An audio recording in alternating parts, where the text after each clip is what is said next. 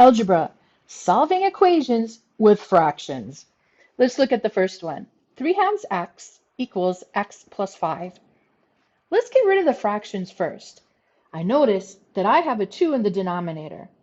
So I'm going to multiply both sides, basically everything, by 2. Let me show you how that looks. 2 times 3 halves x equals 2 times x plus 2 times 5. Let's do some simplifying. The 2's are going to cancel, and that's the whole reason that we multiplied by 2. This gives us 3x equals 2 times x is 2x, and 2 times 5 is 10. We want to get all the x's on the same side. Traditionally, we like the x's on the left side.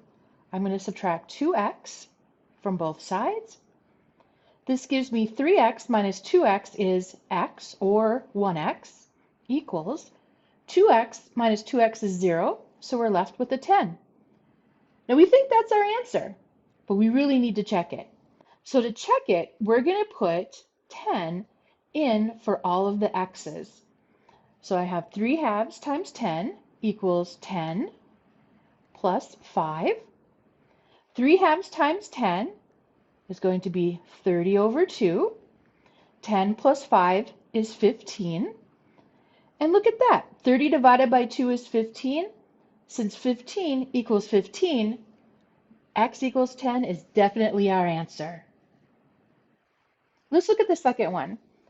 Now, the first one, we multiplied by the denominator, and there was only one denominator, so that was easy. This one, we actually have two denominators. What we could do is just take 2 times 4 and multiply everything by 8 and then reduce. Some instructors are going to ask you to multiply by the least common denominator, and let me show you how you find that. 2 is the same thing as just 2. We're going to do some factoring here. 4 is 2 times 2. Now we're going to circle everything, whether it's in common or not, and we have 2 times 2. So our least common denominator is going to be 4, and that's what we're going to multiply everything by. We're going to multiply everything by 4. Let me show you what that looks like. We'll have 4 times 1 half x equals 4 times 2x over 4 minus 4 times 4. Let's do some simplifying. We'll have 4 halves x. Now I know some of you are saying, oh, Catherine, just cancel the 4 and the 2. That's totally fine, but when we start slashing things, it just gets me confused. So I just recommend simplifying and then reducing. 4 times 2 is 8. We have 8x over 4. And then 4 times 4 is 16.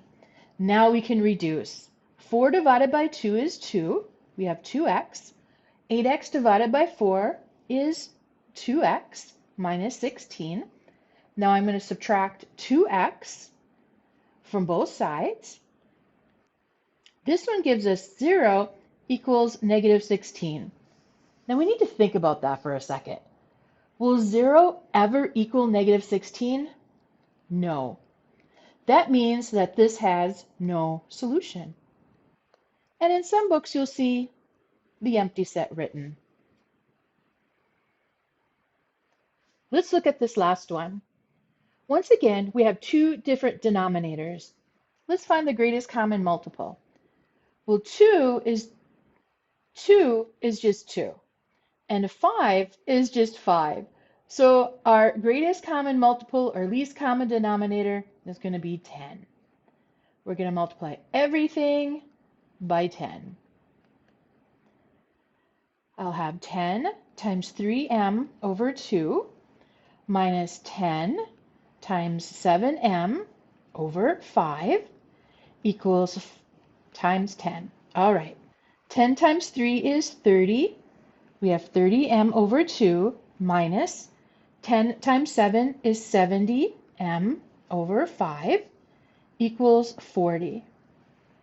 30 over 2 is 15. So we'll have 15m minus 70 divided by 5 is 14. We have 14m equals 40. Since 15m and 14m are on the same side, we're just going to subtract. 15m minus 14m is just an m. So it looks like our answer is going to be 40, but we really need to check it. We will have 3 times 40 over 2 minus 7 times 40 over 5, and that should equal 4 if we did it correctly. 3 times 40 is 120 over 2 minus 7 times 40 is 280 over 5. 120 divided by 2 is 60 minus 280 divided by 5 is 56. And look at that. 60 minus 56 is 4. And since 4 equals 4, that means that our answer is m equals 40. Now that was kind of fun, wasn't it? Yeah.